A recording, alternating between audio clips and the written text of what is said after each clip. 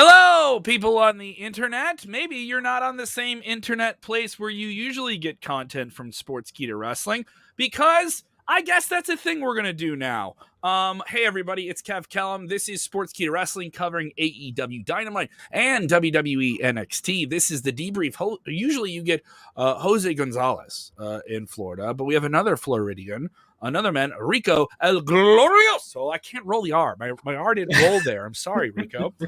We have so much to cover. We have a new name that debuted in AEW Dynamite, and we learned some phenomenal lessons on this week's NXT. Let's get into it. Watch out, watch out, watch out, watch out!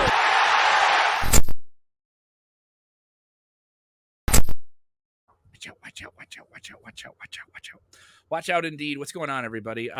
So let's get into it. We are just minutes removed from Dynamite over in the Mid-Atlantic. They had to do the Mid-Atlantic thing and have Dave Crockett come out in the main event, because Tony Khan has this massive erection for WCW NWA history, doesn't he? It feels like, he's trying to right the wrongs that may have been done by Eric Bischoff and company, or done by WCW and NWA themselves, and by themselves, and try to bring it into 2022. We're making everything modern again, but you got to keep it modern by bringing in the old heads, I guess. And we saw that throughout the night, especially with Arn Anderson and Tully Blanchard, because they're in North Kakalaki in North Carolina. Why didn't they put them in front of the crowd? You would have got a great pop if you had Arn Anderson in front of the crowd. Man, especially with that segment with Tully Blanchard and throwing up the Four Horsemen, it's you would think, but unfortunately we didn't get that. We got another very popular tag team to kick off the show, because Adam Cole, baby, and Red Dragon are back together. The boys are back in town, and guess what, Kev? Mm-hmm. It's a new era in AEW. Of course, you can't say that though. You're gonna have to blur that out, because they can't say that on AEW just yet. But we're starting to see more of a little bit of attention that we've been hoping for when it comes to the Young Bucks and Red Dragon, with Adam Cole split in the middle. And of course, it looks like we're going to get a nice little feud going between Red Dragon and Young Bucks, because both of their New Year's resolutions this year is to become AEW Tag Team Champions. And poor Adam Cole is trying to be friends with everybody, keeping along. It's friendly. Oh my God. It's almost like there was multiple segments in the show with too many characters on it. You got to keep all the people on TV, because you signed all these people on AEW. Apparently, everybody has to get their own TV time. You don't need to keep everyone on television. You don't need to do that. And this was a great example of it. We will talk AEW Dynamite first, but we do have some big NXT news to cover that has been developing in the past few days, and an eventful episode of NXT 2.0 this week as well with AJ Styles. But obviously, we're fresh off AEW Dynamite just a few minutes ago, so we'll talk about that. Dynamite going down in the North Carolinas. Two big matches on the show. We'll cover the opening and the main event first, and then kind of pick up the pieces after that. Let's jump into this big opening bout. MJF and Wardlow. MJF, of course, been in a war of words with CM Punk for months. CM Punk comes out to a big ovation. Him and Wardlow, the man who's the orchestrator of the Powerbomb Symphony, the muscle that MJF dictates to. And this is a hell of a fight. Punk takes a majority of punishment in this, takes 8 power bombs. 8 power bombs. He could have been pinned. He was almost pinned here multiple times by Wardlow, who literally was going to give CM Punk his first loss, make Wardlow look strong, right? And MJF is at ringside demanding more power bombs, and then demanding that he powerbomb Punk through a table. And at some point, one more powerbomb in the ring, Wardlow just can't have it. It gets aggravating. Roll-up finish. Kind of saw it coming away. It's one of those fun, predictable finishes that I was on board with. And CM Punk in his 40s, he's going to be feeling it, man. That was a world of pain he took tonight. That could not have felt good on his lower back. But first of all, why wasn't that a disqualification when he got powerbombed through the table on the outside? Because usually that's not allowed unless it's like the announce tables. But it's a table. It's just an object outside the ring. There. You could throw someone into the steps and not get disqualified. But then somehow if you pick up a weapon and hit somebody with it, is the table a weapon? Physically lift up the table. Okay. Wrestling logic. Let's bend it. Wrestling logic. It bends. And speaking of that logic, MJF is here determined to give CM Punk his first loss in 2022 in his AEW run so far. Mm-hmm. And you had the perfect opportunity after 5 power bombs. You have him do 2 more, 7 power bombs in the ring. Easily could be pinned, give him his first loss, but MJF being as greedy as he is, goes for that 8th powerbomb on the side, tries to get a 9th one in the ring, and of course, here comes the roll-up win, as you would expect. CM Punk gets the win, and all he had to do was just let it happen. But of course, we're starting to see more of that tension between Wardlow and MJF because Wardlow's not happy that he took his loss, and they just mentioned he was like on a 14-match win streak before going up against CM Punk. Before he almost given his first loss, MJF gets involved. So we're seeing that tension. We're going to see that breakup sooner rather than later. However, as of now, Shawn Spears is not only the chairman, he's, the the moderator between these two. It's able to keep both guys calm down, but it's going to come to blows soon. And he's going to get, I guess, unfortunately, his own payback in this because later on, MJF comes out angrily demanding that he's going to cost CM Punk his first loss next week. And he's going to have the match. The match. It's happening. It's going to be CM Punk versus Shawn Spears. So that would put them into the 19th. Then we have the 26th. What's the next time that All Elite Wrestling comes to Chicago? CM Punk's hometown, one of the biggest markets for All Elite Wrestling. That would be February 2nd. So my assumption is Punk somehow sneaks past Shawn Spears again next week. Maybe a Wardlow breakup on the 26th. Maybe a Wardlow breakup on the 2nd. But I think we're getting this Punk MJF match of some kind. A one-on-one one. They've done the 6-man and stuff like that, but no singles matches, only promos. It's been going on now for 5-6 weeks or so, probably since early December. Yeah. So I think they're going to get this to at least that February 2nd show. I'm on board with it. I thought this was one of the best parts of the show. It was the most cohesive, simple part storytelling. Okay. And it's worth noting that they nearly ended the match. Okay. They nearly ended the match. So there are things in this segment that I liked a lot, but then we're done in a derivative, much less cohesive, much slick, clunky fashion later on in the show. They literally did something like this later on in the show that didn't seem nearly as effective and kind of derided another storyline on All Elite Wrestling. And I'm going to let you guess what you think that one is, Rico. That's where I thought this show kind of felt like it dropped off a lot. And I wonder if COVID is hitting the AEW locker room. Their protocol in terms of handling this is they kind of talk about it after it already happened. You had a promo later on after this with Adam Cole, Bebe, and Red Dragon, basically, 3/4 of the Undisputed Era. I believe that reportedly they're going to call this group the Paragon. Professional wrestling. That is a trademark thing, but not official just yet. And they come out, they cut this hell of a promo. Then the Bucks come out. All right, so the Bucks brought in Adam Cole, and he's supposed to be a part of the Elite, but now you're with these guys that you were there over with. This is sort of confusing. Cue the best friends who've been feuding with both the Bucks and these guys. So now it's like multiple teams, and it's getting a little confusing here. All right. This is the first time in this show where things start to get confusing. We have a lot of different people. Don't you know all these people? They're running out to the ring. All right. And there's a rhyme to it, but there's no matter. There's a rhyme to it. Rhyme and matter. There's the rhyme to this is there. All right. Everyone knows the rhythm and rhyme, but does it matter? So that's where this happens. Britt Baker comes out to the ring because best friends have their buddy, the alien girl, Chris Statlander. And Britt Baker attacks them. This sets up a match promo later on in the show. It was definitely a pre-tape because she had a different outfit on later on in the show. I noticed that. I was like, wait, you have a different outfit. That wasn't what you were wearing earlier. Yeah. You were wearing a leather jacket. Now you're wearing a denim jacket. Who goes from leather to denim? You start with leather, you stick with leather the whole night.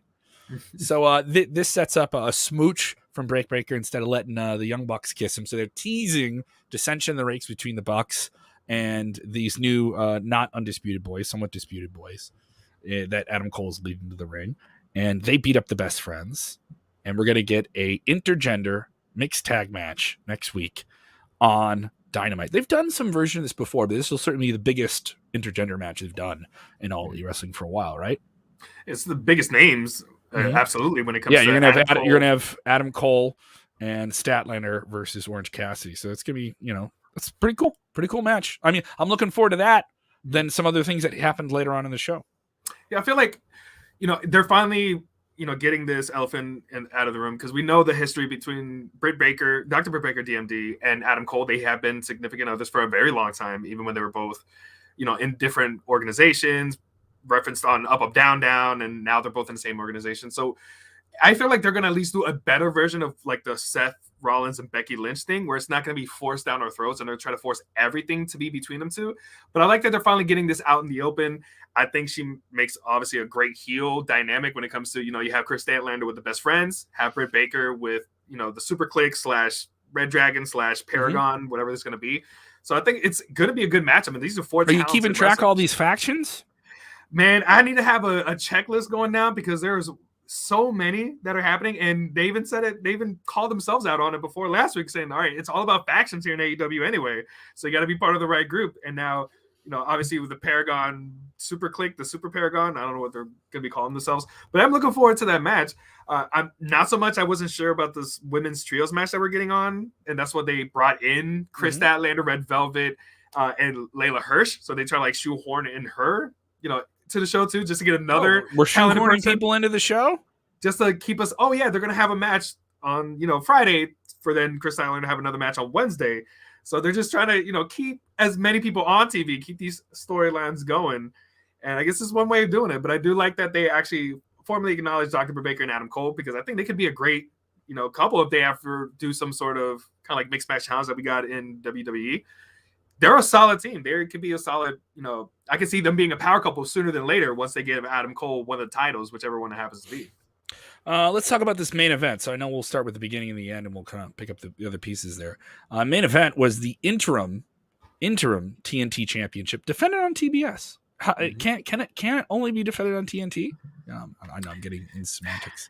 I'm being silly. That does not matter. That it really doesn't matter. The channel doesn't matter. There's been dumber things on the internet this week than that argument.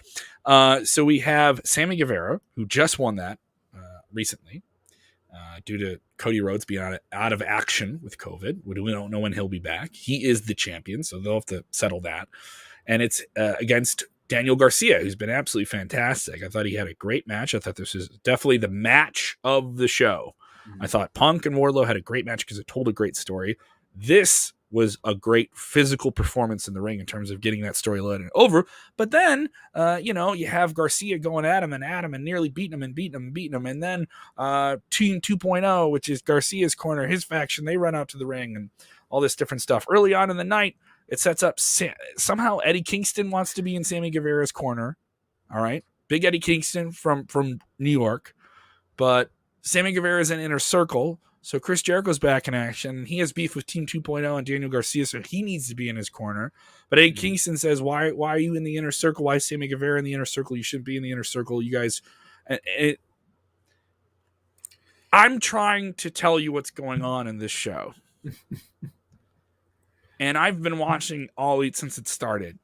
This I get the storyline, but saying it out loud, am I wrong? I'm not trying to be like a boo bird or deride. This had to be the most confusing television show that I think they've put on in a while. And I think because you had the post match and all these different things. You forgot what happened because there's a million people in the ring. Jericho's hitting people with baseball bats. Eddie Kingston can't hit someone. It's a face off. They're going to do Eddie versus Chris at some point. And that's cool. It's a means to an end. But the means tonight were like kind of all over the place.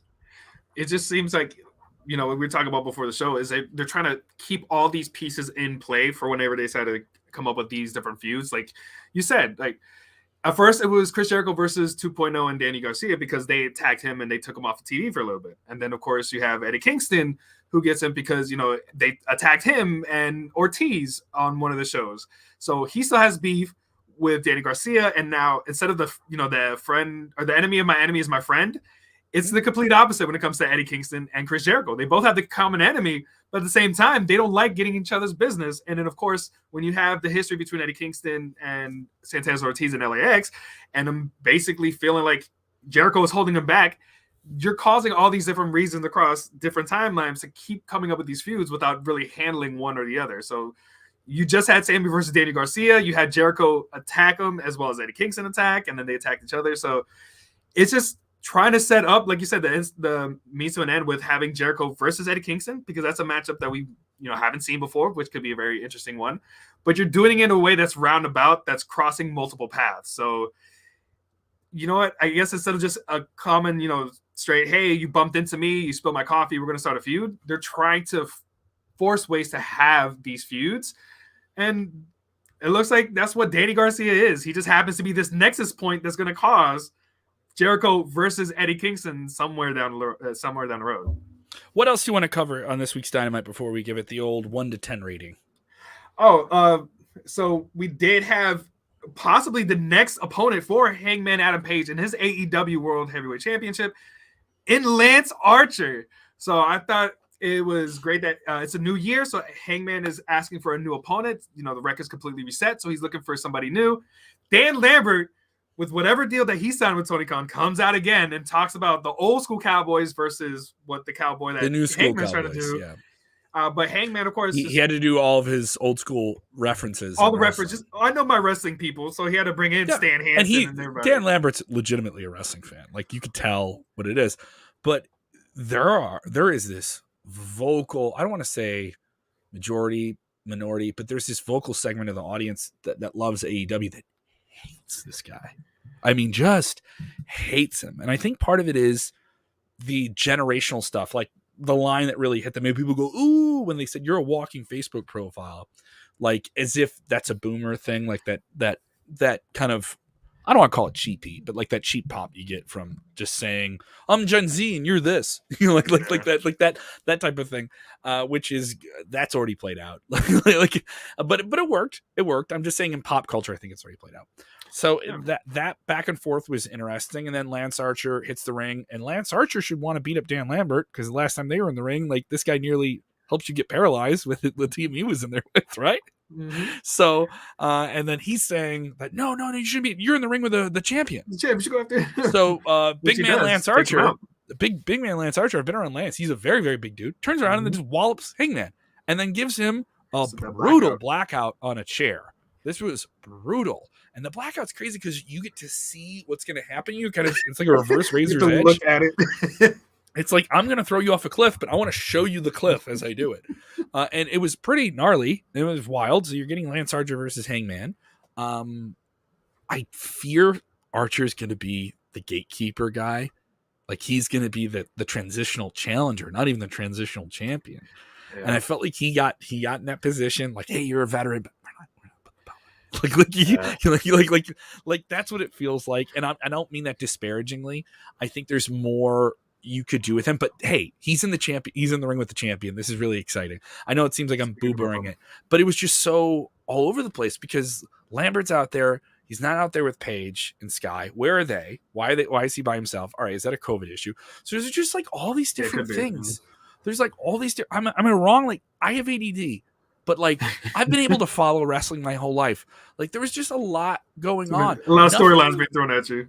Everything that just got going, like, you know, like they're simmering, they're blowing. They're like, now, like, you're making soup, right? You're making soup. You don't just turn the heat up right away. All right, you boil it up, get it going to a boil. All right, now we put in the spices. Okay, we let this go for a while. And now we eat, right? Yeah. This was just like, spices. Turn out the heat. All right, we got to get everything on TV.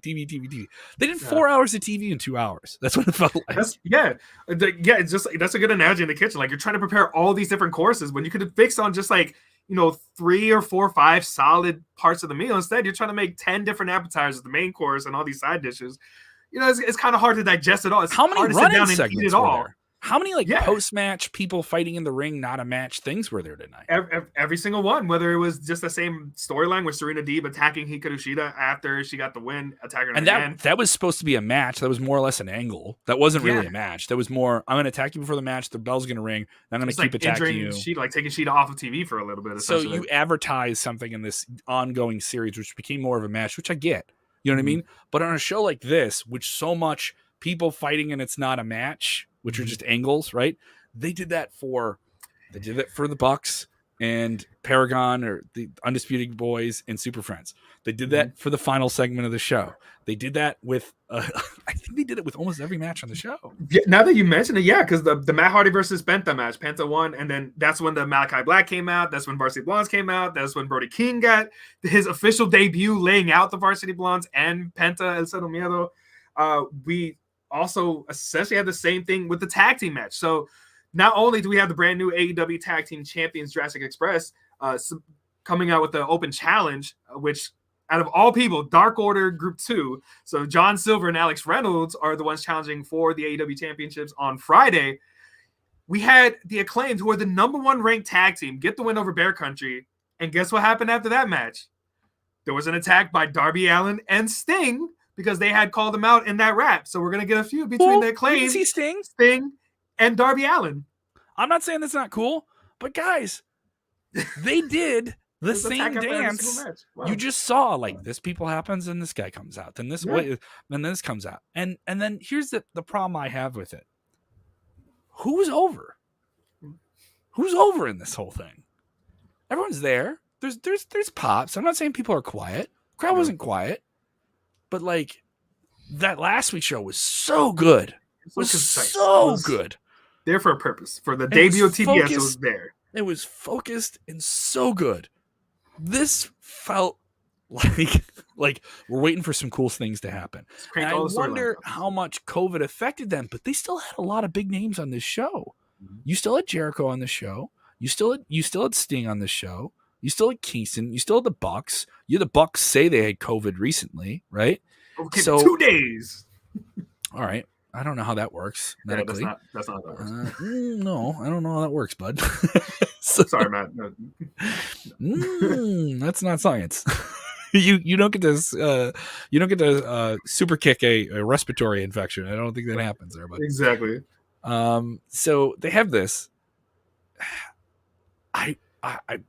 We're Victor Nash. Don't forget about Brody King, first member of the House of Black, coming. I kept like, here's the thing, Victor. I'm not going to forget about it, but it's easy to forget about it when they're doing a million things. Much stuff in it. It didn't stand alone as its own big moment. Like, holy crap! All right, we all kind of speculated because we know the history between Malachi and Brody, but make it something big as opposed to, like you said, if every single match had this run in afterwards, then it doesn't feel special. No. Now it's just like, okay, so he's the person that's running in on this match. Oh, cool, it's a debut, but now you're just foregoing this for the storyline that's going on between, Penta, Ray Phoenix with Malachi, with Varsity Blondes versus Malachi.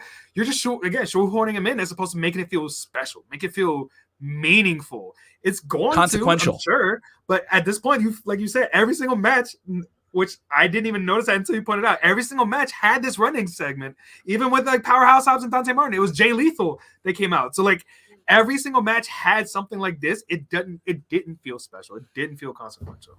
No. So you had matches with clean finishes, but we still have to get a post-match segment. So the post-match. So you did Pentagon and Matt Hardy. So Matt Hardy's on a little bit of a losing streak. He's got this HFO group, and he loses clean. He took some hard bumps. That pile driver at the end looked brutal. All right, and he missed that moonsault and landed hard. Oh, it looked rough. And Pentagon beats him, and then Pentagon calls out Malachi Black for attacking him. And the lights go out. Malachi Black's there, and he attacks Pentagon's manager. And then here come the Varsity Blondes. And because the Varsity Blondes are mad at Malachi Black. Are you confused? And so we already have two different people that are mad at Varsity Blondes. So who's going to save Malachi? Who's going to save the heel? Lights go out again. And here comes Ring of Honor monster, Brody King. Big star on the independent circuit. Man. All right. But here's the issue. I want you to tell me where this debut ranks in terms of impact, in terms of consequence, in terms of being meaningful, when you have a character who is very big. Big men in AEW stand out because they have a lot of cruiserweight talent. Lance Archer, Powerhouse Hobbs. Powerhouse Hobbs and Dante had a great match. I thought it was a very, very fine match, right? Tonight. Fine. Nothing fantastic, but fine, right? Good dynamic. The big guys stand out. Lance Archer stood out. Brody King debuts, wrecks everybody, right? But there's just a million things going on where it just you couldn't get the camera to focus on him long enough because we have to get a million people on this show. I was let down by this show. I was let down, especially after last week. I was let down by it. But I wanted to like it too. That's another thing. It's like, I want to like the show. It's really good. There were some highlights before we give the rating, though. I enjoyed that Pac promo. This vignette they did with him. He's like, "Hello, Mr. Bastard. I'm sorry you're blind." And he has the Justice card. So there's some cool storytelling. It's not all bad. I think this is hopefully just a bump in the road. And Stephen Chambers saying the crowd yawned on the Acclaim Bear Country match. Yeah, they had a lighter crowd tonight, but I still thought they were on board with it. The 1 to 10, what do you give it, Rico, before we get into WWE NXT, which had some big news? We have some big news to cover about NXT before we even get into reviewing it. Yeah, the hard part is, like, again, coming off of last week's after the TBS debut and all the championship matches that they had, like, it's going to be hard to live up to that one. So overall, I'm going to give it a 7.5, just because. 7.5? Yeah, just I'm generous. I'm going to be generous just because, again, they are setting up a lot of these storylines going forward, which are going to be some interesting matchups. Like, at the end of the day, it's going to be Jurassic Express. They're going to beat John Silver and Alex Reynolds. It's going to be a good match. I have other people giving it a 7 here and a 7.5. I'm giving the show a 6, just because there was too muddy for you. It's too muddy. Yeah. Just too muddy. And there was so many good things. There's so many great talents in the show and good things, but nothing got to like sit and resonate. Nothing got to sit on the plate before they threw another splash of salts on it. And I do think that is the difference. The strength of AEW is, it's different from WWE. They feature a lot of fresh talent, right? They feature a lot of people. They don't do, SmackDown, you're going to have multiple segments with Roman Reigns. He's the most popular wrestler in the world. They're going to do multiple segments, and people complain about that. Like, I like Roman Reigns. I just don't want to see so much of him, right? And it's that balance, right? With AEW, there's no balance. Let's get everyone on as much as we can. And this lays into the stuff that Big Swole said about. I'm not like expressing all the social justice, racial equity issues that you brought up. I'm not bringing that up. I'm bringing up structure. Okay, there needs to be storyline structure. You need someone to say no, you need someone to say no. Like, this segment, this backstage promo, we can do this online. All right, and I know that seems dismissive, but that's a part of it. That's a part of telling the story. And I think you let some things kind of sit there. Let's see what fans are saying. Victor's giving it a 7. Steve, who's with us all the time, thank you so much, gives it a 7.5. And John Castro saying, oh, look at this. John Castro saying, I'm going to pull up this segment here. He goes, hard to find, y'all. Need to add the new page. John, I agree. 7, only because of Brody. Ricky gives it because of that. And as you're going through the scores, you bring up a really good point. Like, it seems like they're trying to put in so much, 4 hours of television in 2 hours. Kind of take a step back and take the Lucha Underground approach, or the old NXT approach, where every storyline didn't have to be addressed every single week. You can take 1 week in between each one, and you can spread it out. Especially with the COVID stuff, I think fans kind of are a little bit more accepting of things right like that now. Like, even to a degree with some of the things with WWE, I think some fans have been accepting of that. I think they'll be accepting of that. And that's just the world we're in. That's just the world we're in. And hopefully we can get through all this. That isn't me wishing any bad on anybody. All Elite Wrestling is a great show. It's a game-changing show. They've had better shows. I don't you know what I mean? I don't think that's a controversial thing. Some people say, you can't say it's bad. Don't say it's bad. Not to mention, they still have plenty of talent. Because think about it, out of all this that we saw, we only had one women's match, and the segment with Dr. Britt Baker and DMD and Chris Statlander. They didn't touch on anybody else. We have a brand new TBS champion, which they had a video package. We did get the promo with the women. We did get the promo with the women backstage, but there was like 3 of them on at one time arguing with each other. We already had multiple segments with factions arguing with each other. So we got another version of something else you saw on the show. So like everyone's trying to outdo if everyone does the Macarena, everyone's just doing the Macarena. Like in terms, we're all trying to do the same dance. We're all trying to do. Does that make sense? Does that make sense? Yeah. I want to be like too bitchy because I know people say, I'm just the WWE guy. And the problem is I'm gonna ask for it now on this. I'm gonna ask for it, Rico. We're jumping in NXT. NXT 2.0, the experiment that is this show is settled in. As we learn some big backstage news before we get into this week's show, big changes at the creative end of NXT 2.0. We had all of these firings over the weekend, which were devastating, I think, to a lot of hardcore fans of WWE and NXT in particular, with William Regal, Samoa Joe, Road Dogg Jesse James, and Gabe Sapolsky all in the backstage element of NXT being let go, along with Timothy Thatcher and Danny Burch, who were also kind of moved into coach positions in the last few months. They were no longer really regarded as talent. It's kind of strange because Samoa Joe, you're letting him go for the second time in 9 months. And in between that time, when you brought him back, you also made him a champion for a cup of coffee. So a bummer. Coming off the New Year's Evil show, because I thought the New Year's Evil show was productive and good and did some good things for the brand. And you go into this show, but I will say this week's NXT was still a good show. Thought this was a fun show. There's some stuff on it that was kind of meh, but the wow was very wow. The man was light mess, not too heavy in the mess. What do you think of the backstage creative changes here? We have people let go. Now, just a couple days later, we're also learning about different people being moved from Raw and SmackDown into prime positions. Russo, no relation to our own Vince Russo. Now the lead writer that show's been with WWE since 2011, so this isn't a guy who's new to the system. Dewey Foley is being put into a writing role as well. He's been handling 205 Live. He's been in the WWE writing creative departments for years now. And you have Bruce Pritchard kind of overseeing the whole thing here. You also still have plenty of agents that are still there from before, maybe because they weren't Triple H hires. You know, the whole thing is they wanted to get rid of the Triple H regime here. But now it is a WWE show that is called NXT. But a lot of fans, just another reminder that this is not the black and gold.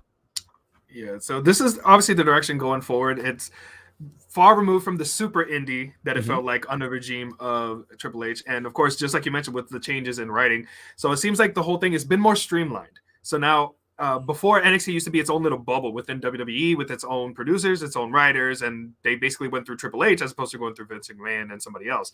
Now it looks like it is going to also filter through Bruce Pritchard. So it's streamlining the whole process. It's clearly now developmental as opposed to being its own brand like Black and Gold was. The one thing that I do hope that is a benefit from this is that there will be less of a disconnect when they move from NXT to Raw or SmackDown. Because whenever it happened to be, you know, whoever you were in NXT, that's great. You could be the NXT champion, but you come over to SmackDown and you're going to be wearing a gladiator helmet and you're going to lose to Jeff Hardy for no reason.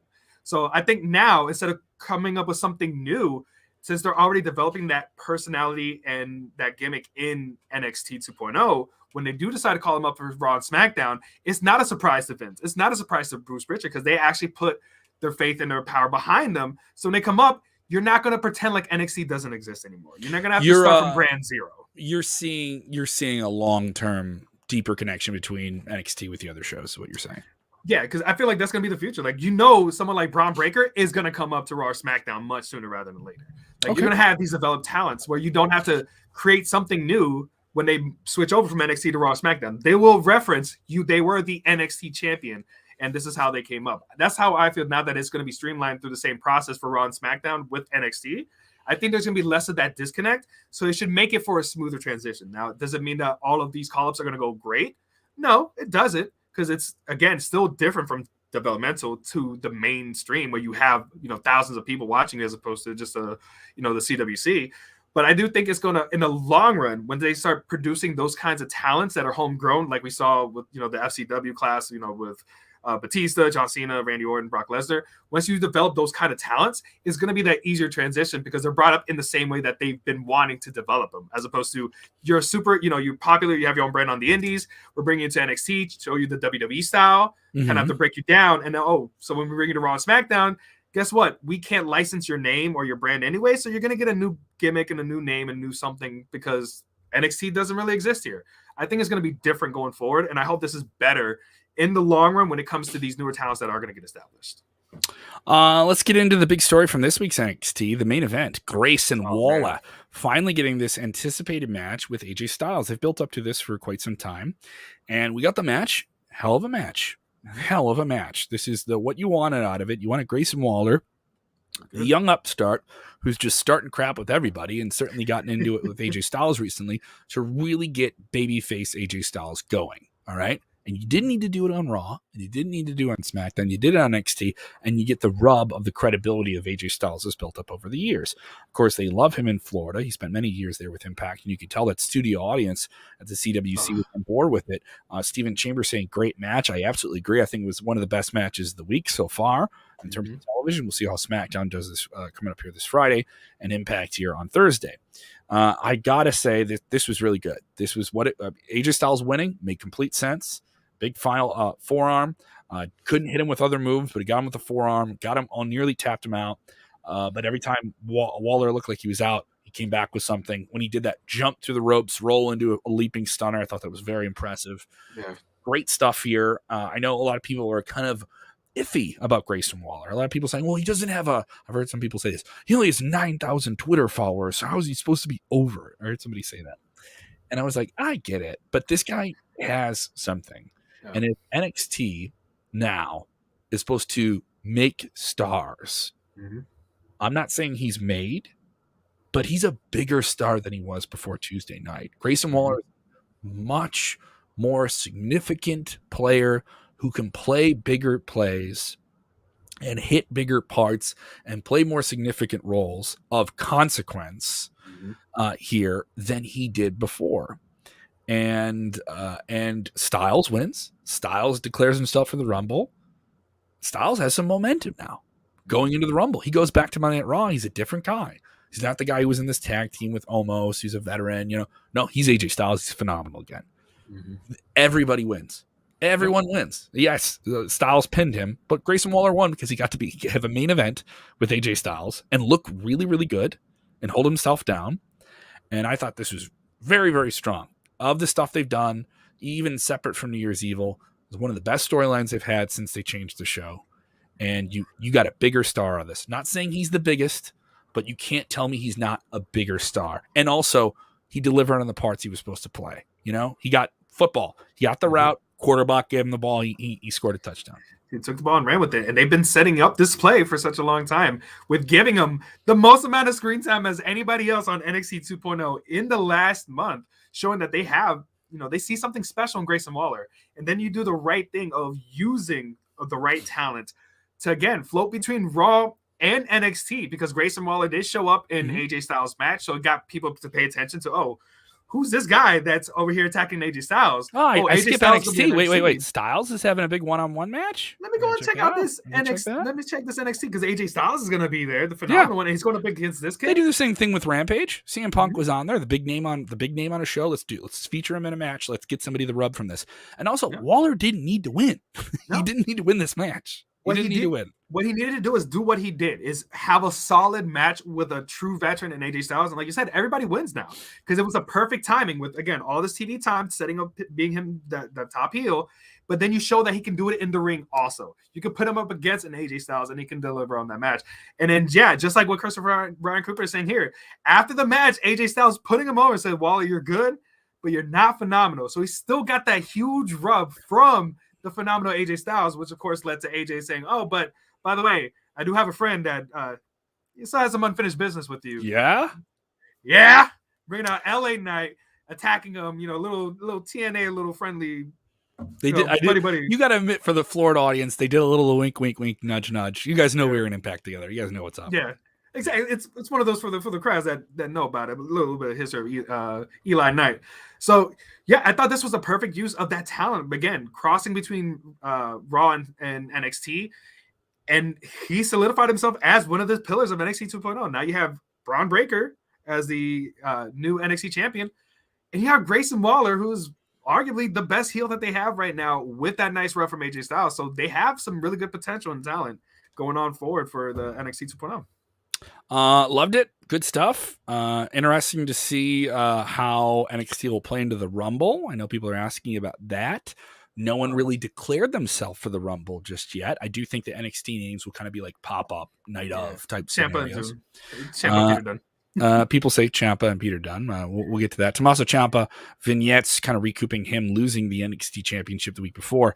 Braun Breaker, part of the opening of the show, kind of short and sweet for him. Not a big like, hey, come out, hold the belt type scenario after him winning it last week. Just nice short little segment mentioning, of course, the moment between Ciampa and his dad. His dad, of course, shaking Ciampa's hand and coming out to the ring to celebrate with Braun Breaker. I thought was really great. So, this is what you need from Braun Breaker. Don't give him too much mic time. Just let him be the strong, dominant champ that he is and wait for the next opponent because as of now, he doesn't really have anybody challenging him yet. Interesting stuff throughout the show as well. We got this big grudge match here between the wonderful Tony D'Angelo, who's very much coming together as a character in terms of cartoon characters that come off the screen. That's what people didn't like about this wave of NXT. Everyone has a character. He has a character. He's over. All right. But he's a heel. So it's kind of confusing. And he's building up to this crowbar match with Pete Dunne because he attacked him with a crowbar and tried to break his hand. And something on a pole match always seems kind of confusing to people, or at least there's a level of like gimmickry desperation because you get the thing and then if you can use it, right? My thing is like, all right, but let's just get it down there and start using it and then like do something with it. And that's where I thought this match got creative. Whoever was the producer said we shouldn't just tease you guys trying to go up and grab the crowbar off a pole match. It should be, let's get that. That's the midpoint. That's the middle of the match. We get that. And now who's going to be able to do different things to the crowbar that ends the other guy? Because they kept taking punishment with the crowbar. And they also tried to bring in a chair. And the referee's like, no, only the crowbar. The crowbar is which is just, it's silly wrestling logic, right? Sure. They did some really cool stuff with a crowbar. Like, it was really creative. Pete Dunne is a creative, violent man. Yeah. But the neck breaker with the smashing of the throat and several other brutal maneuvers, and they almost did submissions with it as well. I thought this is really creative stuff. Tony D'Angelo gets the biggest win of his NXT career and beats Pete Dunne, though I think it's okay, Pete Dunne. You got hit in the face with a crowbar. They did all these moves with it, but it only takes one solid crack to the face. That's all it takes. Sometimes all it takes with a crowbar. And the thing is, it worked. It was simple. Yeah. You know what I mean? It was simple. It made the gimmick delivered on the gimmick. The storyline worked for the storyline. The bad guy got to be really, really bad, right? By the end of it, I think less people were saying, hey, they're more like, yeah, Tony D'Angelo. I liked that. I thought this was good. I didn't think it was great, but I thought it was pretty good. Oh, it was entertaining. It really solidified himself.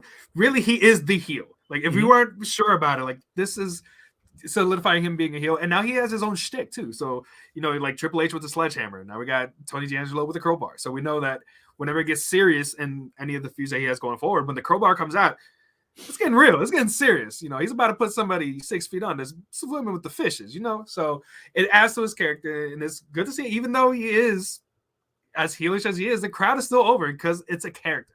It's a character people understand, they get behind. Fans are, I guess, people are still fans of The Sopranos and Goodfellas and Godfather and all that stuff.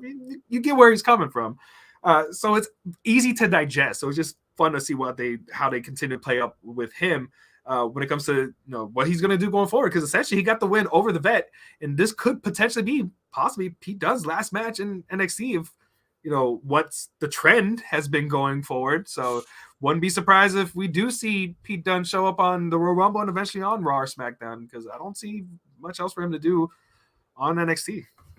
Unless they want him to go for the title again, but they've done that a couple of times and he didn't win it. Never win it. So send him up to Raw or SmackDown. I agree with you. Send him up. So let's get into this. This was something I didn't expect people to be talking about nearly as much as they did coming out of NXT.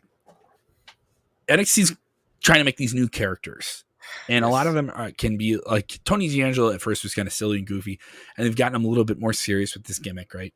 And Waller's just a braggadocious guy, Tian Shaw was supposed to be this mythical witch from Asia, and that character's done away with, and the female performer portraying her goes complete 360 and is presented behind commentary a few months, maybe a month ago, as someone falling asleep in the audience.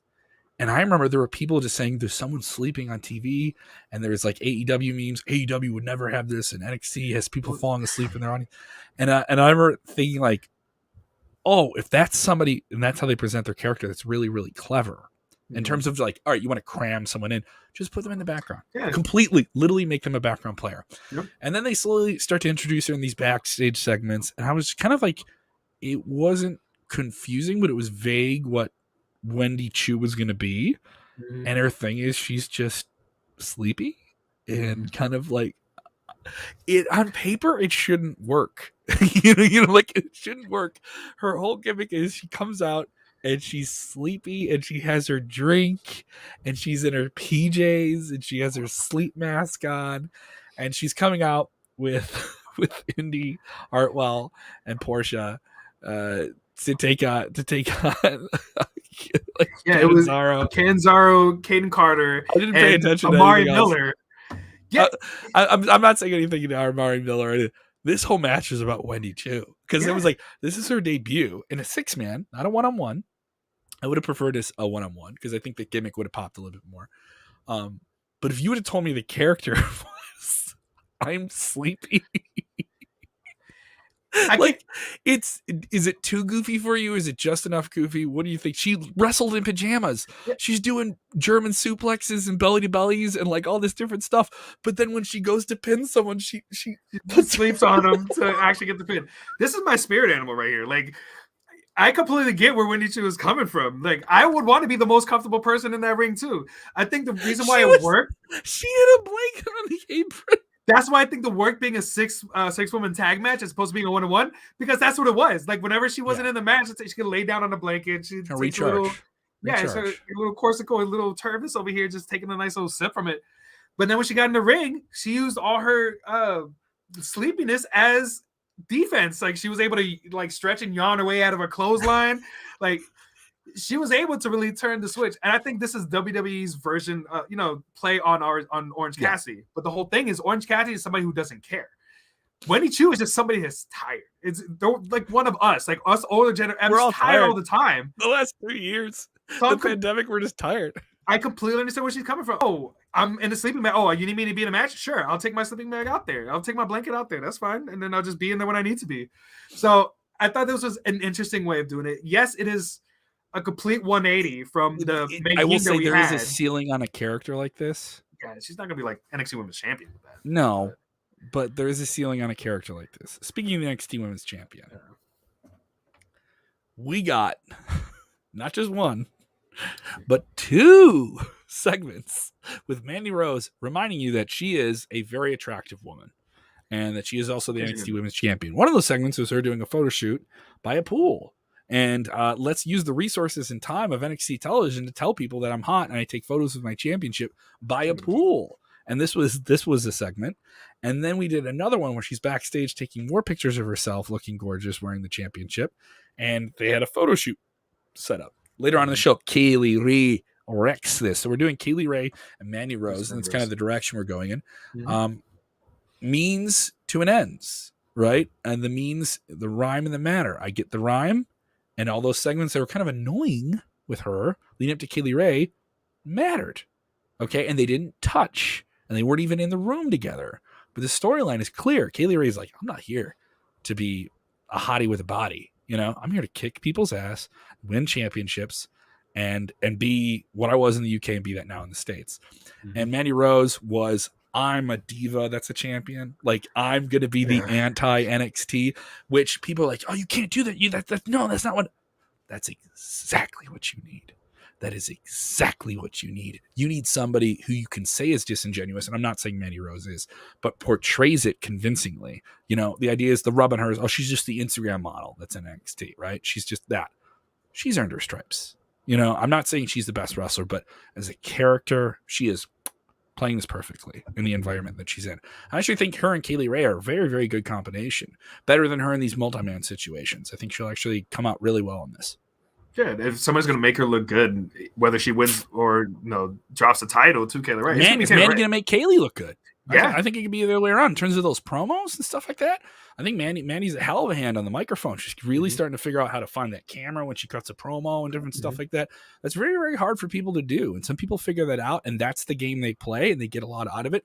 And Mandy is doing it. Hey, let's be frank. She's a gorgeous woman. And if they use that and play it in the right way, and at the same time, she's improved in the ring dramatically. Like, those running knee strikes she's doing looks really, really slick, and she's doing things in the ring that portray what she can do physically convincingly, right? You're not going to have her do something she can't do. ECW, hide the weaknesses, portray the strengths. That's what this is, and develop people out of it. And Kaylee Ray's a mean, tough chick from the streets with a Scottish accent who's going to beat her accent into you, and I'm liking it. I think it's pretty cool. Let's see where this goes. NXT overall, cohesive show, fun. The stuff that was off. It was fine, whatever. Fireballs backstage. Wow, who expected that, right? That was a crazy one with Boa and Solo Sakai, which I thought was cool. Some different stuff for him. This is the first time he's been vulnerable in anything. They've always made him look strong. Some development.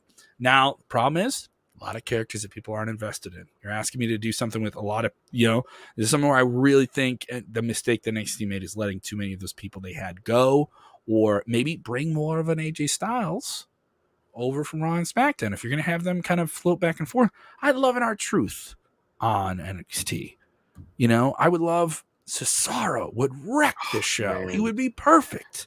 You know what I mean? Yeah, going against Walter and then go against Braun Breaker. Yeah, the Dirty Dogs, all that stuff. And there's some great bring up Walter. They did another segment with him and Imperium, who are still a group, even though they lost last week. I thought that was interesting. We have the Dusty Cup coming up. So a lot of different things. Thumbs up on NXT. I'm hoping I'm going to give NXT this week solid 7 out of 10. Solid 7 out of 10. A strong show. Seek out Waller versus AJ Styles, one of the best matches of the week so far. So pretty strong offerings here on Tuesday and Wednesday. A little bit let down from AEW, but I do think it's a bump in the road. I think they'll be a little bit more succinct. I do think there's some COVID issues there. It struck me as like some people that were in active storylines that would have had long matches or long segments were not there. So let's just get everybody else supporting cast people on too. So that was just my take on it here. Yeah. Anything else to touch on before we sign off here? No, I was just gonna say if feels kind of I can see where like COVID can play a role in sort of like they just didn't really think far enough ahead with some of the situations, whether it's COVID or some of the it's so hard though. It's so hard you can't predict how things are gonna go. So I did feel like, all right, let's at least get these storylines on TV just in case we need to go this certain way or not. They put a lot of stuff out there, and honestly, I like what NXT did yesterday. I am actually going to give it the same. I'm going to give it a 7.5 just because I think they did a lot of good things. I thought it was on par with AEW. Just AEW tried to do a little too much, but NXT did some good things with the Grayson Waller versus AJ Styles. Of course, we still got Joe Gacy and Harlan still going on. They lost to Inoue and Malik Blade to disqualification, so they continue to work on that relationship between Joe Gacy and Harlan. I did like, again, Wendy Chu, even though it's far removed from the Karen Q that we saw in the Indies and the Mei Ying that we saw when it was Tian Sha.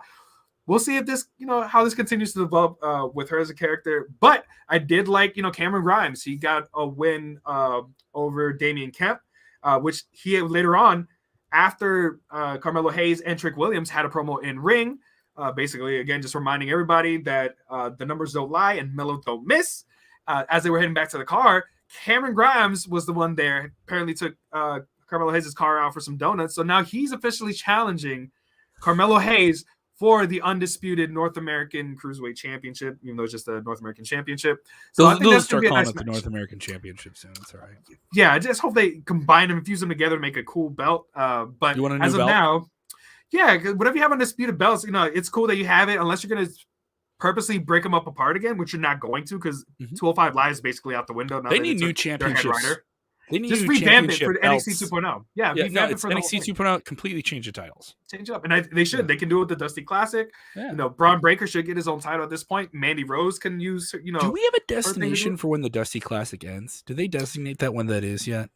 Not 100%. They just started. The first round is next week. We just had a play-in match with Joe Gacy and Harlan versus what's the takeover end game that we're looking at here? So it looks like the men's Dusty Cup Classic is going to be going for the next month or so, and then right after that, the women's is going to be right after. So they're going to hold off on the women and do that next. So they're actually going to split them up. Because last year when they did them both at the same time, it was kind of clunky. You're trying to put them all together, all these qualifications in the second round. No, it's the men's, and then it's going to be the women's. Even though you have a tournament where matches, wins and losses matches, it's a tournament, right?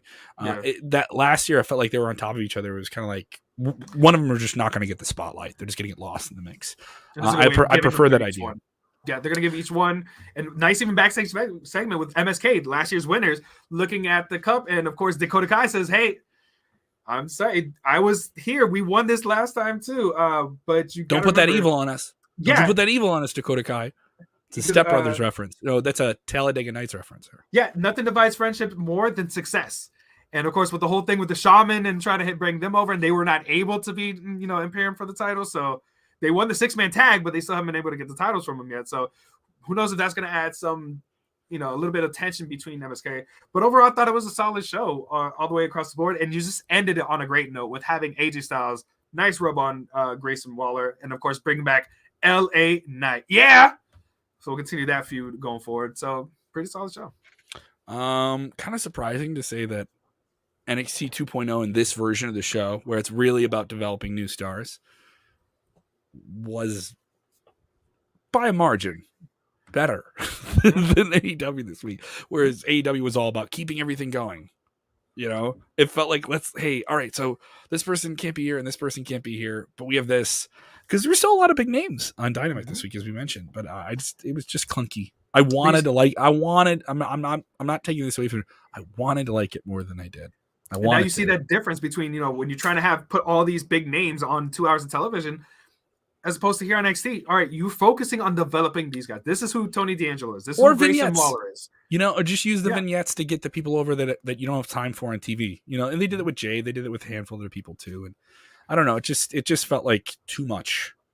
Just too much. And you're about.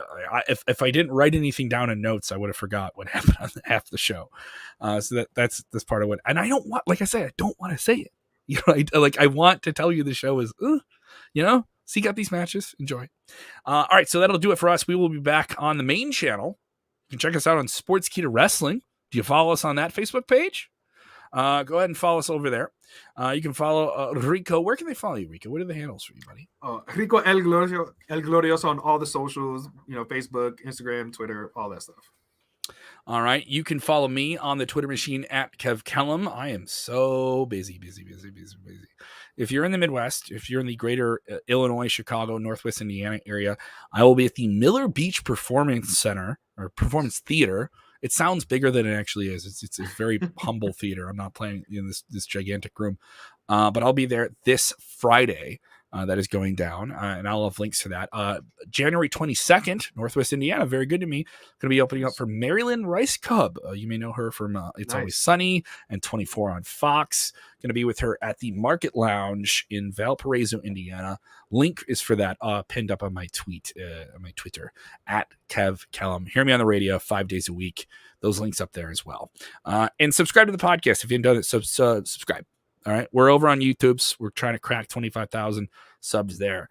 We're also charting very well with the podcast feed in the wrestling charts in the United States and India and Great Britain and several other countries. So if you listen to us there and you've listened to us on this show, thank you so much. Hope you had a fun time.